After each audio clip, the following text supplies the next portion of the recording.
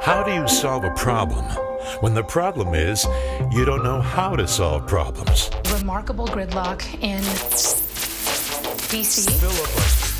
There are a lot of unsolved problems. How do we learn to solve problems? We need innovation. Demanded a briefing on the unsolved problem. Kind of an unsolvable problem. Unsolvable problem? Need creative solutions. Certain unsolved problems. Creativity crisis. Our students need innovative teachers and creative solutions. Misunderstanding. We need more of that creativity. The world is full of unsolved problems, both large and small. Need innovators.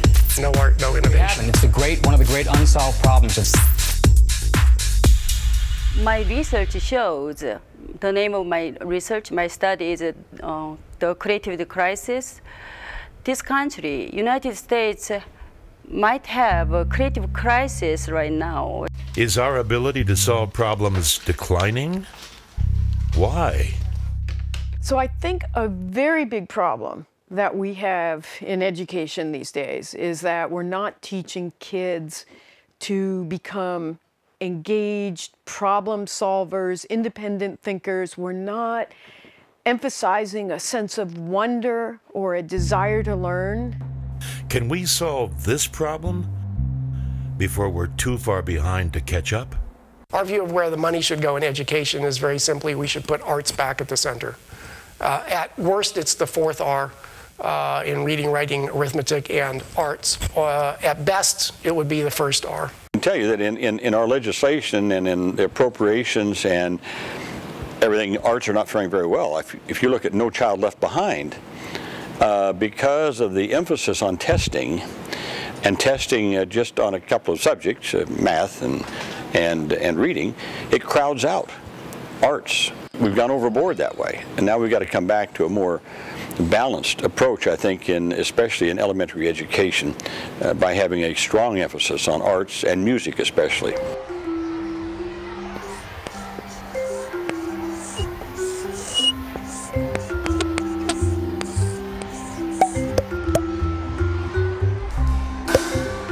The arts are huge in that they make us think outside the box. They make us, rather than just doing things linearly, you have to come up with creative ways to be able to solve problems.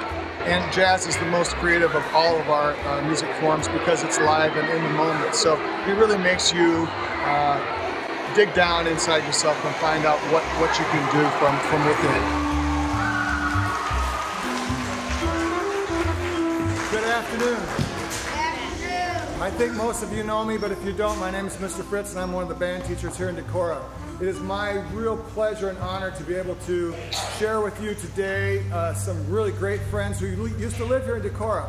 Back in 1992 through 1994, they lived and taught here in Decorah as jazz musicians. They are now professional jazz musicians from the Washington, D.C. area, and they're going to give you a little bit more exposure to that wonderful, great American art form of jazz. Will you please help me give a warm welcome to the Unified Jazz Ensemble.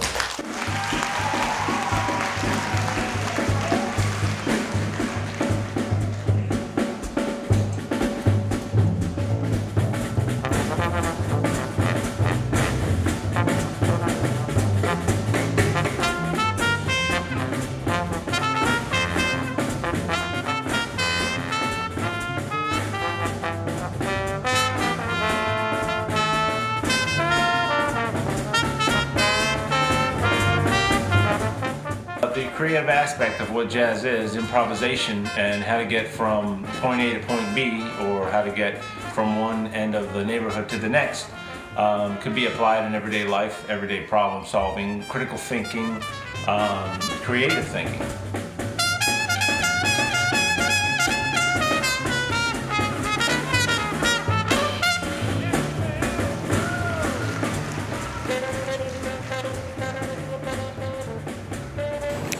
So in legislation, we had No Child Left Behind. We know that's been a bad experience.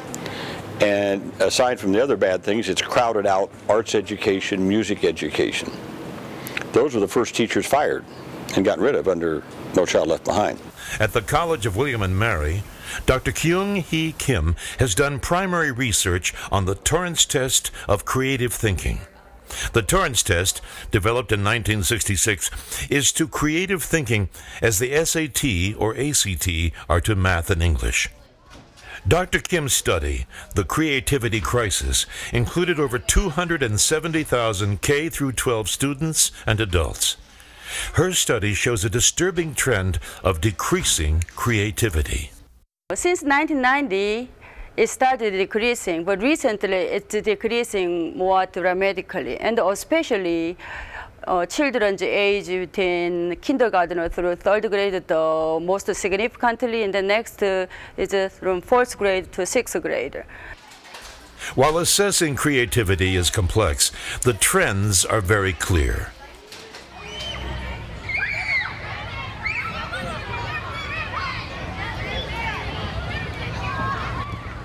Creativity is decreasing, especially among younger children. That concerns me a lot. I think the part of the creativity crisis is because of the school situation in this country, when the rest of the world is focusing on developing and increasing creativity. In this country, we are focusing on standard testing and teaching to the test. One of the mistakes that we see in education today is teaching to the test. I think it's very easy for legislators to say, here's a curriculum, here's a test to see whether all our students are getting the basics. We have to meet these standards. If you actually look at what creativity is, if you want to have innovation, you can't teach to the test, because innovation or creativity always requires seeing things in new ways, combining things that haven't been combined before to make surprising results. So basically, the more we standardize our education system and the more we standardize our testing, the less creativity and innovation we're going to have. And that's what all of our studies show.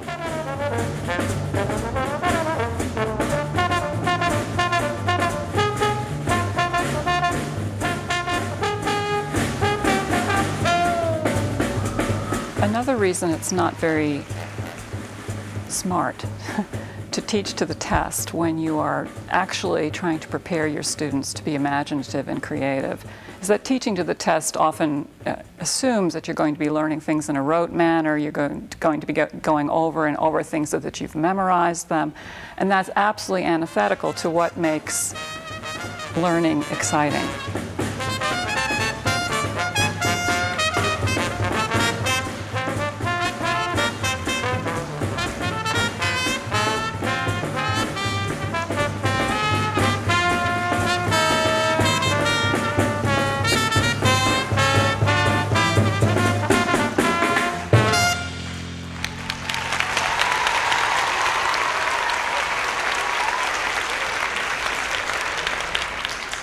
Thank you very much. We're very happy to be here today with the Unified Jazz Ensemble. We're going to talk about the instruments we're playing, but also this music, which is an American art form called jazz.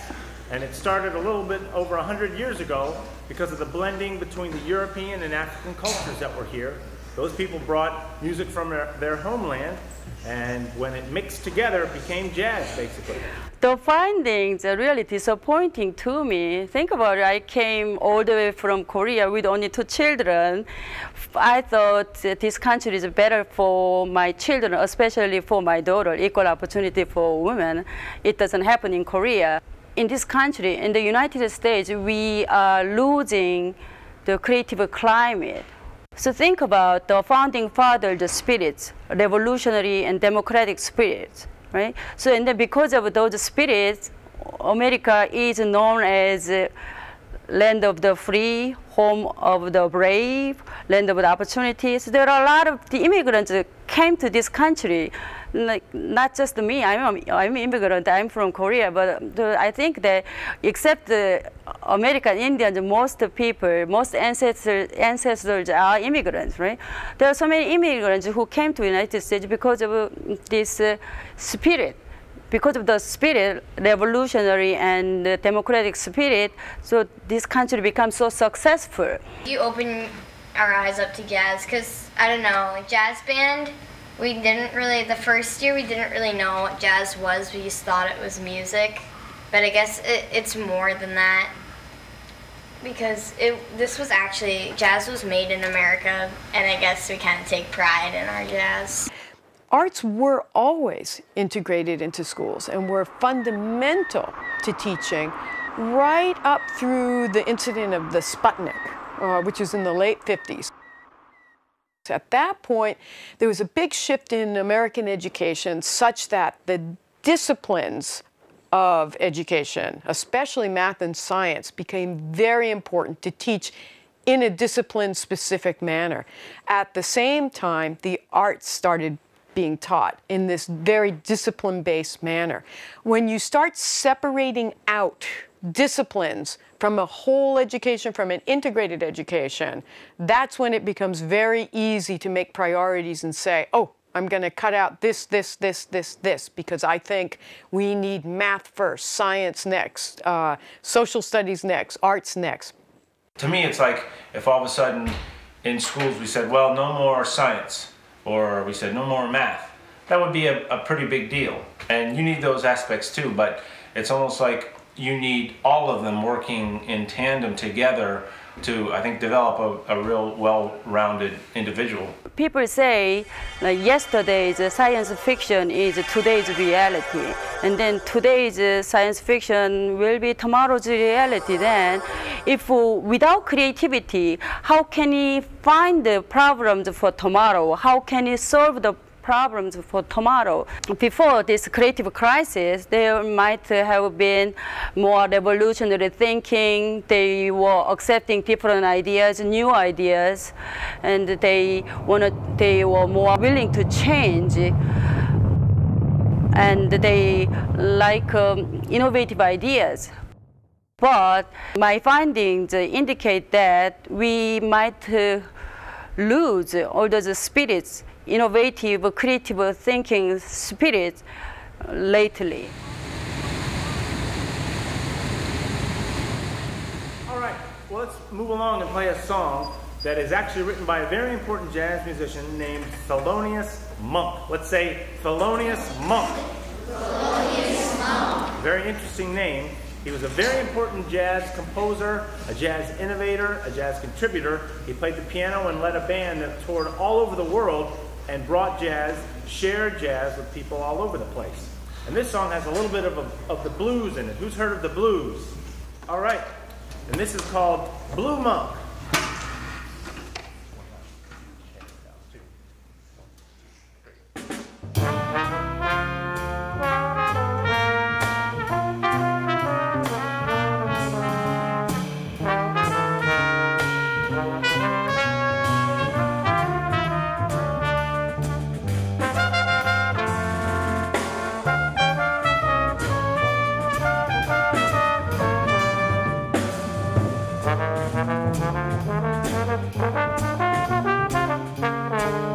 Research shows that 50% of gifted boys are underachievers, which is really sad. A lot of them are very creative. 25% to 30% high school dropouts are highly creative, gifted students. So my own research shows that having creative attitude increases the odds of dropping out by 62% when the students are in anti-creative climate, like in a school system that doesn't foster any students' creativity. So we know we have a problem. With decreasing arts and funding for arts in schools, students aren't being given the tools they need to succeed. The effort to increase accountability has resulted in teaching to the test in order to assure better test scores. The result? Stagnant test scores in math and reading and a falling ranking of U.S. students overall. A complex problem indeed. This isn't a simple problem that just requires more funding. The one thing that foreign schools haven't been able to match has been the creativity of the American students. And that creativity is tied directly to what we see in the arts. And it's not just creativity. We see improved mathematics scores. We see ties between engineering and music. The links go on and on. And for, again, our young people in Decorah to have the ability to be able to see these types of links and how they played such an important role in the lives of these musicians, I think is a very important life lesson for them as well. Kind of taught us like jazz doesn't really like any kind of music. It's kind of like way you need to make jazz. Like the music can't just make jazz. It's you that makes your own jazz. A very important part of art education is that it teaches people to be creative. And creativity doesn't just apply to music or painting or dance or theater. It actually enters into every part of your life. It makes you a better problem solver. It helps you work together with people. It helps you overcome obstacles and see new ways of doing things. And I think it makes people a better employees, better members of society if they can think creatively and not always just rely on doing things the same way over and over. I guess I would add that our research has convinced me over the last 10 years and more that the arts are important, not only in education and definitely in education to begin early, because we find that those people who begin arts early and carry them through adulthood are the ones who most usually end up being our innovators and our creators. During growing up, being in high school in Germany, I'm obviously German, I became very, very interested in classical music because I learned to play a classical instrument. I first played violin, not very successfully, and then I switched to bassoon, which I loved.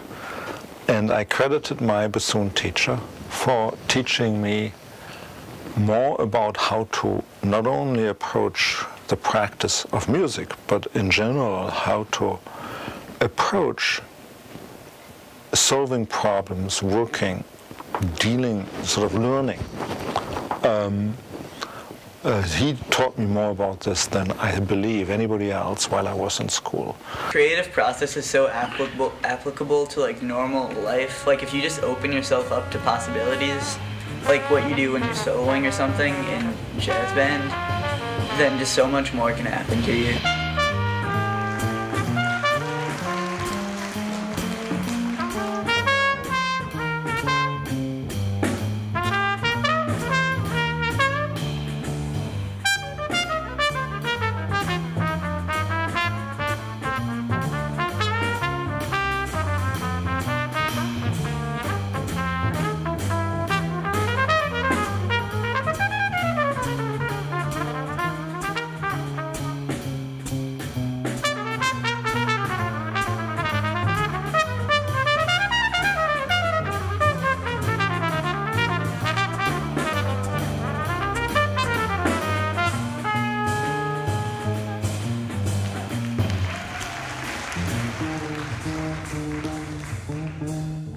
Dr. Kevin Dunbar is an expert on creative brain function based on research he's done comparing brain function of scientists and artists. We have been interested in that, how the brain works, how it is involved in creativity, where ideas come from, and what the underlying mental mechanisms are that give rise to creativity.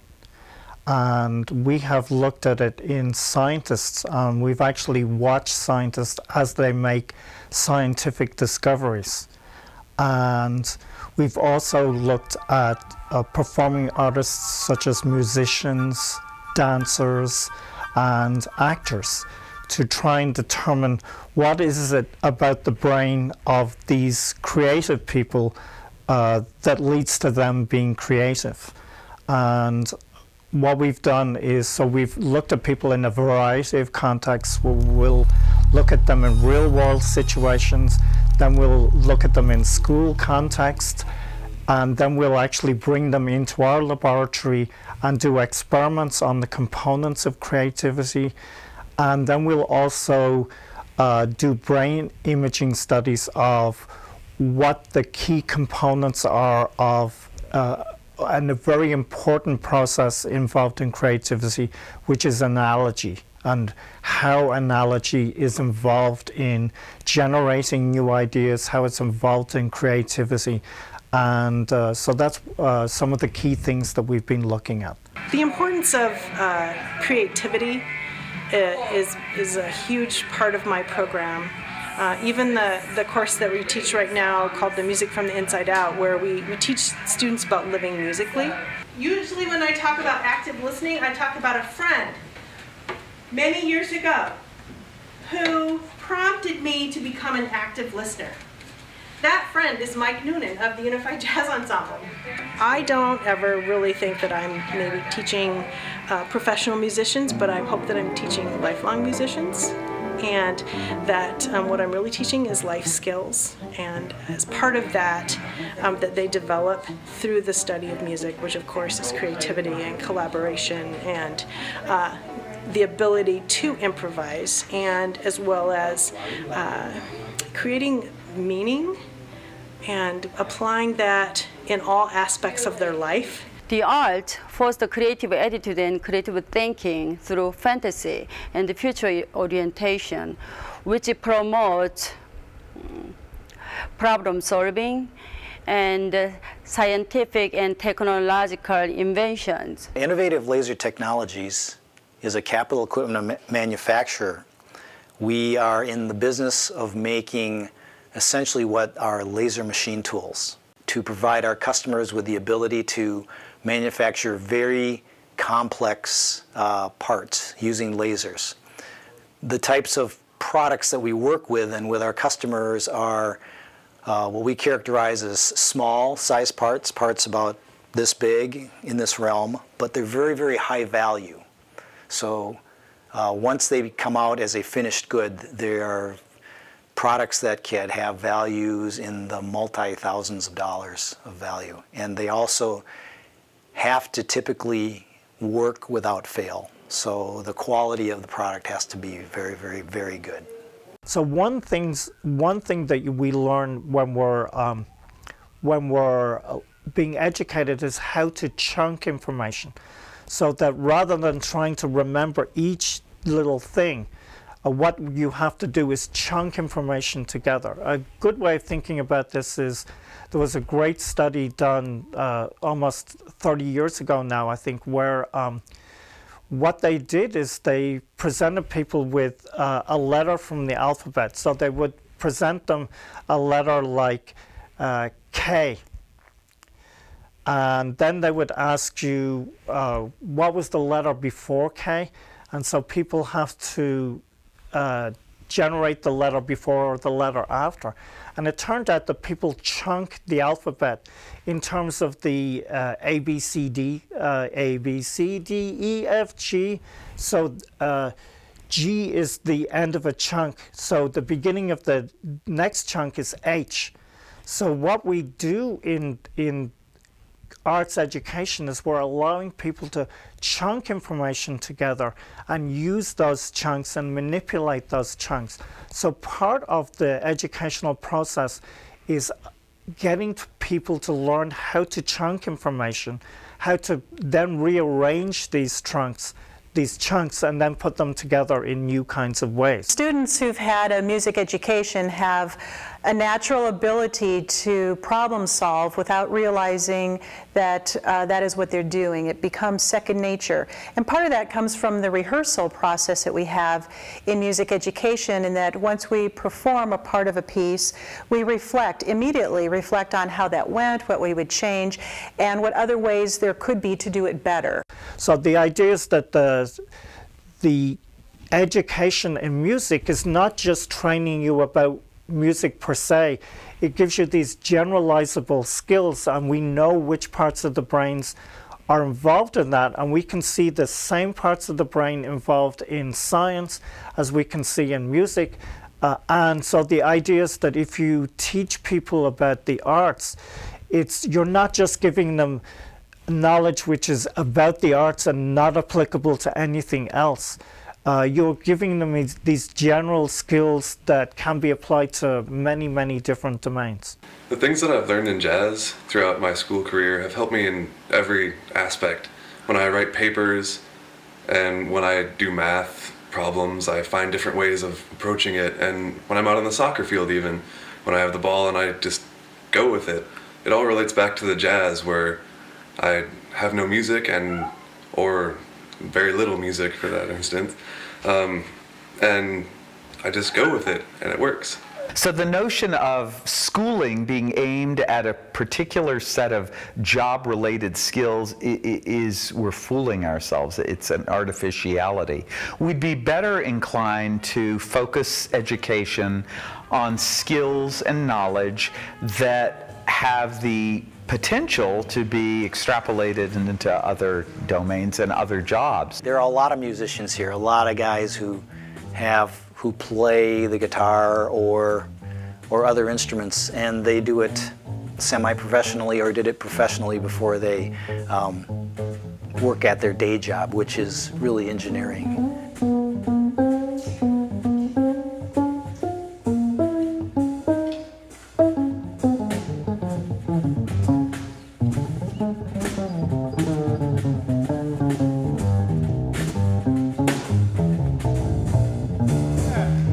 Yeah, the whole point of our research is to make the point that we will not know what our students are going to be doing 10 years from now, 50 years from now in the economy. We can't give them specific knowledge. We need to give them specific tools which are sufficient for them to learn what they are going to need to do and to innovate the new kinds of economies that we're going to have. So that's what education has to refocus on, not the end product of knowledge, but the processes by which it's created. Because if you learn the processes, you have to learn the product, you have to learn the knowledge that goes with it. The mistake we make is that when you teach the product, you just teach the knowledge. You can do that without teaching how it comes into being, and that doesn't empower your students to then learn how to make their own knowledge. I've been involved with running our family business, Decorah Bank and Trust, for a few years now, and what I've learned about banking is that it's an enterprise that's in a fairly constant state of change. And one of the experiences I think of is when Unified Jazz visited our high school band rehearsals, and I think that musical experiences at that time in my life are part of what's developed my creativity that I can use today in an enterprise that can use that sort of creativity.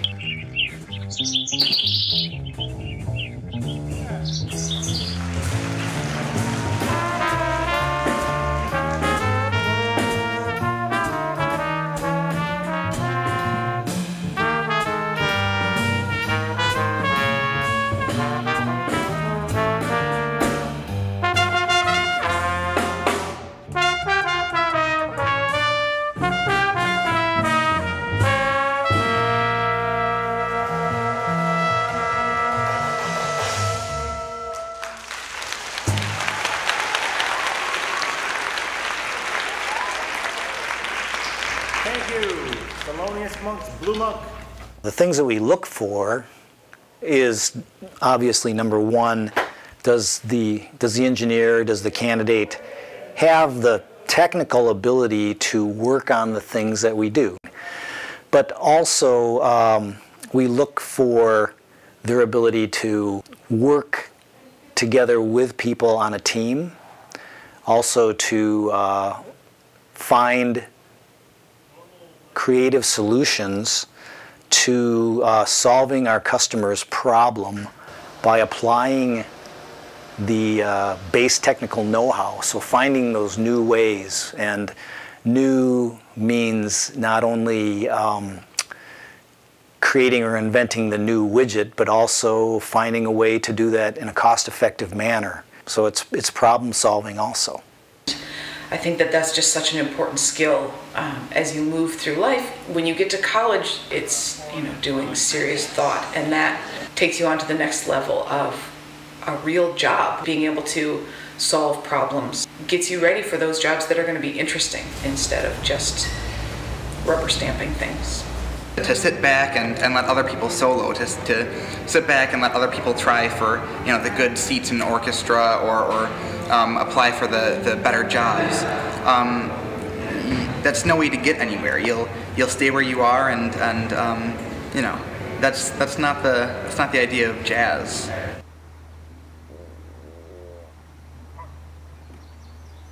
Well, we're going to talk to the guy that's playing the large instrument you see here. He's going to tell you a little bit about what he's doing. I should have introduced myself. My name is Mike, but this is John. Let's all say, hi, John. Hey, everybody. So, this is the bass violin. Let's say bass violin. Bass violin. We don't begin a piece and then just end and hope people applaud at the end, that would be acceptable. We go through to the end even if there are some mistakes or it's not perfect, but you can be assured musicians see things through to the end. We play the melody of a song, and we each make up our own parts. We sort of make up our own rhythms and melodies. And then at the end of the song, we play the original melody. They used a really great metaphor, like, it should sound like a conversation. So you should always be listening for when the next person's talking. Like you're talking and then you wait a little bit and then it's a response. So. Yeah, like one of the tips was when we're soloing to play a little, stop, think about what you're going to say, and like play it as a response, like you're having a conversation and you just don't want to be talking all the time. So yeah, to yourself, you want to wait some time to see what the other person has to say. So as a listener, you can think about these things we've already talked about, and you'll probably enjoy the music even more. So I think as an example of that, we're going to play the song You Are My Sunshine. You guys know You Are My Sunshine? Okay, we're going to use that as an example. So you'll recognize the melody, and then we're each going to improvise, and the song will be just about over when we play the melody at the end. Hope you enjoy it. Here we go.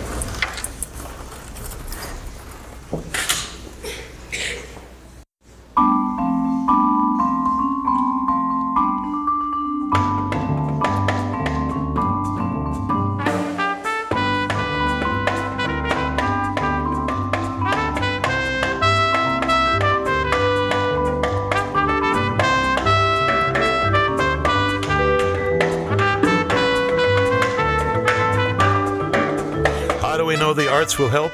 There is more than hope. There is evidence and hard data. DREAM, which stands for Developing Reading Education Through Arts Methods. One example of recent research is the DREAM Project. In the DREAM Project, because it's a research project, and in research projects you really need to narrow what you're doing, I decided to focus on reading, on teaching reading through arts methods, and specifically through theater and visual arts, and narrow it down to teaching, training teachers in the 3rd and 4th grade. So how to use theater to teach kids to be better readers, to be engaged in reading, to really enjoy reading, and to understand and be invested and become engaged readers. I'm Brenda Hall, and I have the privilege of being the co-director on the DREAM grant. It's Developing Reading Education with Arts Methods. And we run a summer institute for 3rd and 4th grade teachers so that they can learn how to integrate the arts into their reading instruction to make that even better, and also to inform students about visual arts and theater as well. Because of years and years of working in the schools, we were able to set up this wonderful research project that was funded by the Federal Department of Education. And we're recognized as a model program, which is kind of neat too, yeah. Everything that you do and learn in this life is learned through reading and writing. That the way you make sense of the world is through language. And you can't survive even with a high school education. You have to be able to read. DREAM to focus in on the learning of reading and how we can teach reading through integrating arts languages of visual arts and theater. The emotional ramifications of teaching children how to act, and keeping acting as a part of a curriculum and in the schools. there is, I think, a need for children to have a voice and to be heard. And when you give them acting as an outlet, you are doing exactly that. You are providing them a voice. You are giving them worth in what they say. So in incorporating DREAM, I have noticed changes, especially with new students who come to our school. They have not had an opportunity to act, but they willingly have taken parts, have learned how to project their voice. They've participated in an art component, either the creation or then the subsequent writing, and they enjoy it very much. Teachers have described using arts integration in powerful ways. They have talked about how student engagement has increased dramatically. So not only are students more interested initially, but they are staying engaged in the curriculum long past the time of the arts integration. So it may carry over into math and science and social science. So that's really exciting to know. School is fun for me because art, it's like much more better. The math is much more easier. I like science and stuff. Do you think acting out the story, like we did with Island of the Blue Dolphins, helps you understand the story better? Yes, because you help with the person's emotion. It helps you feel like what they're feeling and stuff like that. Research shows the art fosters a sense of calm in children, relief from daily chaos, and relief from feelings of helplessness, and improve the mood, emotional balance, emotional well-being, mental health, confidence, so self-awareness, self-acceptance, self-expression. All these positive benefits increases with more arts and longer arts. We need to have students introduced to the arts as early as possible and continually engage in the arts throughout K through 12, K through 16. That's what correlates to being an innovator.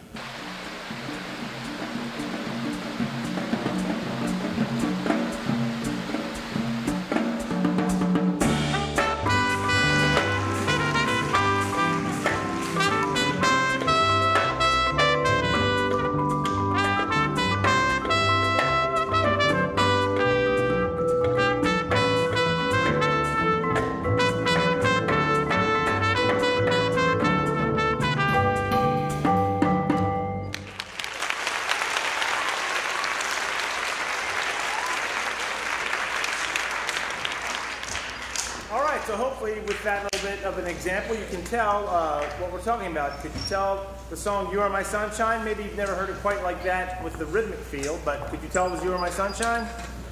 Great. And then we all made up parts, and then we played You Are My Sunshine again.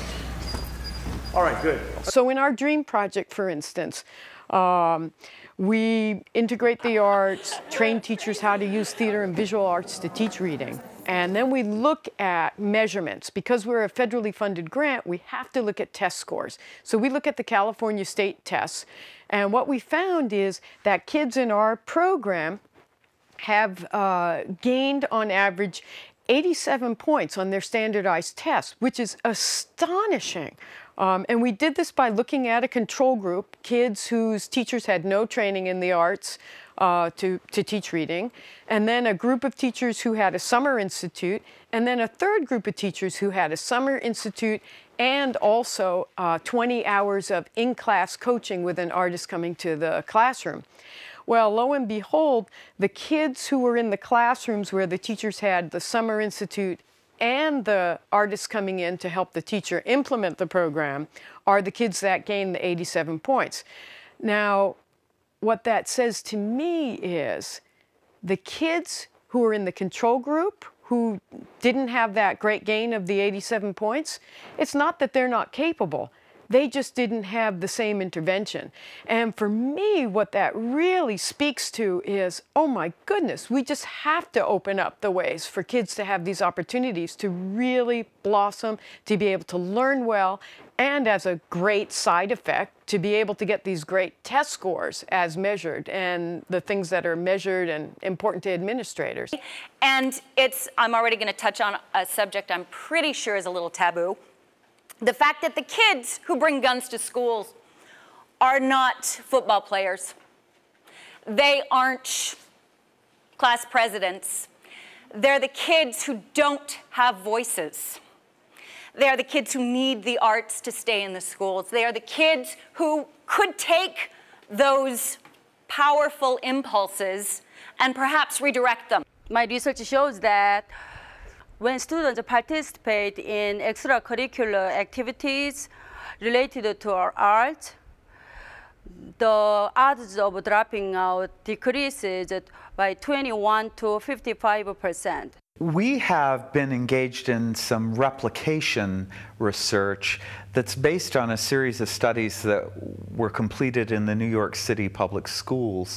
We have replicated those studies from New York City, and we've drawn the same conclusions, that young people who are involved in arts education frankly do well academically insofar as staying in school as a result and then ultimately graduating. Dream works. Let's talk to this guy. He's playing instruments that you might recognize. He might show you a new one, but his name is Tim. Let's say hi, Tim. Hi, Tim. I like when we first start playing for kids how they're always like. And one of these trumpet players that was a real innovator in jazz was a man by the name of Gillespie. I think it's really cool. And so now we're going to play a bebop tune called Groovin' High, written by Dizzy Gillespie. 1, 2,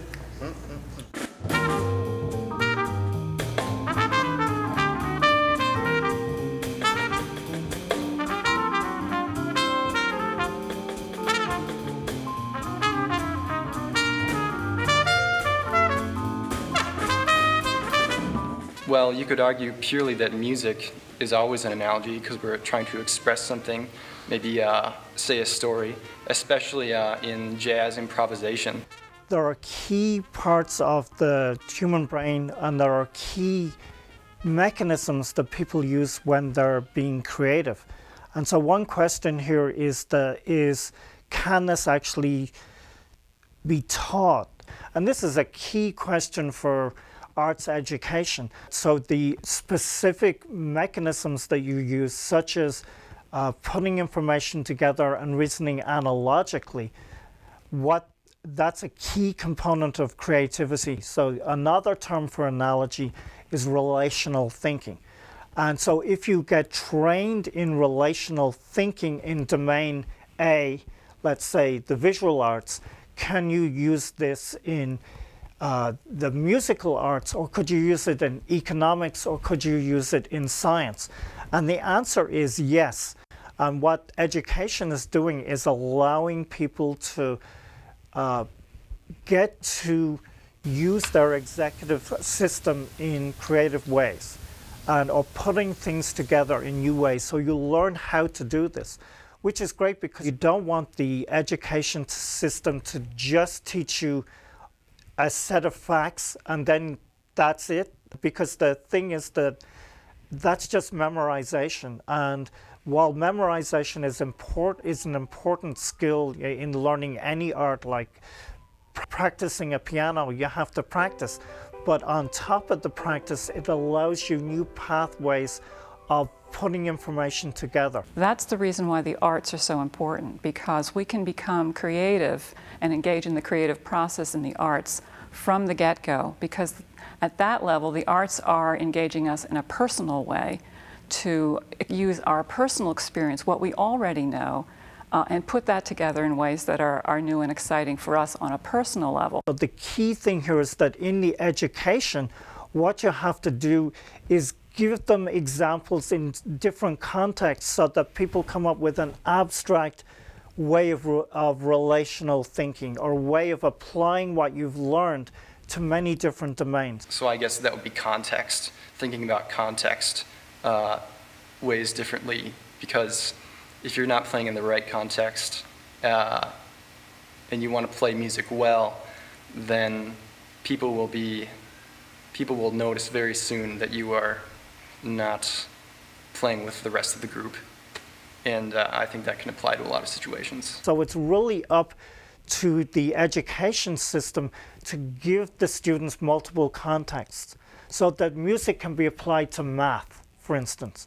So or that the visual arts can be applied to geology. If you teach people something in a very restricted way, they won't be able to generalize. But if you just branch out a little bit and teach them the same thing in different contexts, then you're showing them how to generalize the information, and then they'll be able to apply it in many different contexts.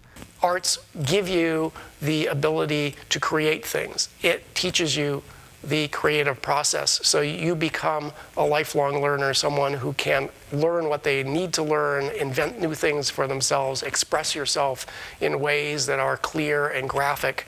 And if you don't have those skills, you can have a brilliant idea and not be able to communicate it. Arts are full of very, very practical and essential tools for thinking. Math and science will only get you so far, but if you can't creatively come up with an alternative solution that no one else has thought of before, then you're not going to get very far, because you're not making new waves. So we can begin in the arts at a very young age, being creative. And then as we move along through our lives, we can begin to use what we know from the arts. We can transfer the knowledge of that process and the discovery process and the learning process into other fields of endeavor that become more important to us as we mature, and we may decide not to be an artist, but to be a scientist or a lawyer or a politician. It's that kind of creative thinking that really leads to innovation. And that's really what we have prided ourselves on in the past in this country. And I don't want to lose that. I think we need more of that creativity. And that's what the arts do. Music.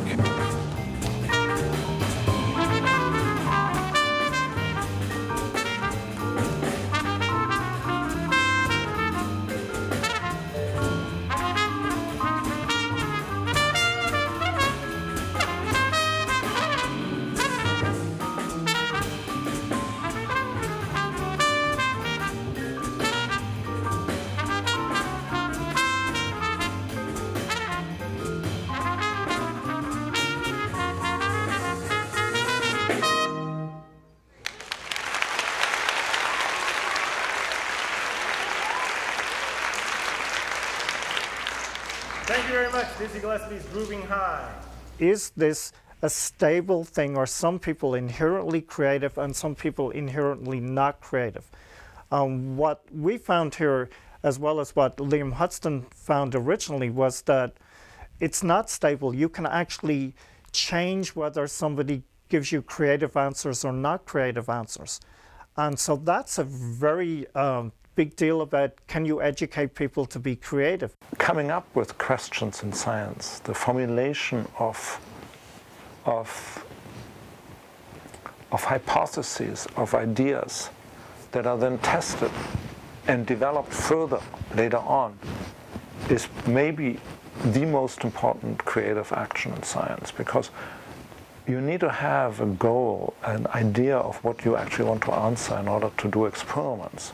Doing the experiments then is not that creative, but once you have the results, you have to go back. So it's a back and forth. We've taken out of the curriculum the things that really emphasize that kind of thinking, that kind of engagement. And of course, that would be the arts. But I think that's also true of sports and science. There are other areas too that at their fundamental core, because it's the process of engaging in arts or sports or science activities, that really teach those fundamental skills of problem solving, thinking outside the box, thinking critically, understanding that life problems, fixing things is usually not a question of either or. It's usually much more complex than that.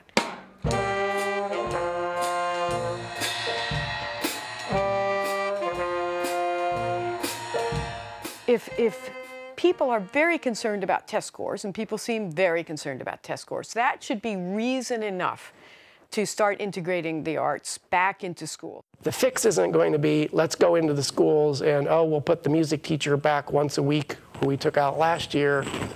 Music once a week, only in 6th grade, is going to have no impact. It's music every day, every week, every year, the same way we get math and reading every day, every week, and every year. How many studies does it take until we're convinced? The fact that the arts facilitate learning in other subjects and teach important basic life skills is not news. This is common knowledge among experienced professional educators. So how long until the rest of us catch on, especially those making the budget decisions?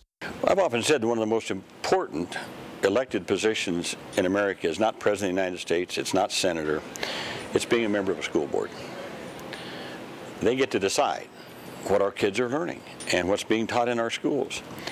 And so I hope that school board members will really think hard about making sure kids, especially young kids, when their minds are really developing, have exposure to arts and music. I always get hung up on music. We have to teach kids music and how to read music and to understand music and have appreciation for that and the visual arts.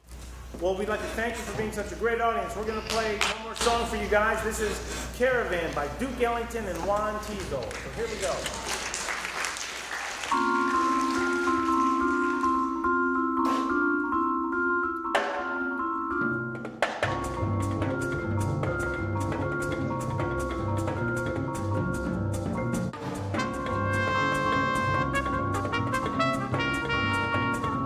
I just hope that school boards and state legislatures don't get so hung up on the fact that kids have to learn science and math and engineering that they leave behind arts education. That would really be cheating our kids to do that, and cheating our future too, because as I said, it's arts education and music that leads to creative thinking. It leads to innovation. What it comes down to is no art, no innovation.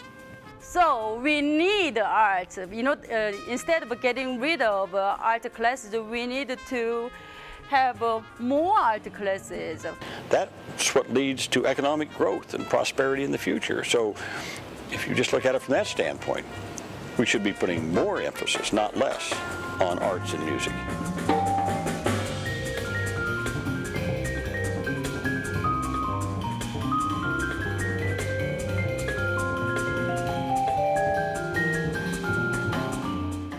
Hope. We find hope in children. Children of all ages. Remember when you were in school and your parents saved your artwork? Maybe put it up at home on the fridge? It was endorsement, approval. Your mom and dad were proud of you. We all feel better when we get approval. And that encourages us. It gives us hope, something that is ours, that we made, is good. It just makes you feel good about yourself. It gives you confidence and encouragement to keep trying new things and working to improve, to find answers, to come up with more and better ideas. This is what the arts give us. Puppetry is movement. To deny a child that opportunity is to deny ourselves the benefit of every person's creativity. We can solve problems. We can improve our lives. But in order to do it, someone needs to believe in us and give us the opportunity to learn how. That is the art of education. When you stand up in solo in jazz band, you kind of finally feel like you're a part of something and that it's your solo and no one else can take that away from you, and it's what comes from your head, not written on a piece of paper. And I guess that kind of teaches us that we need to kind of go with the flow a little bit in life, that you need to listen more and be more aware of the things around you, because I think we just go through life thinking that that's what our plan is, just to go through life, just to get it over with.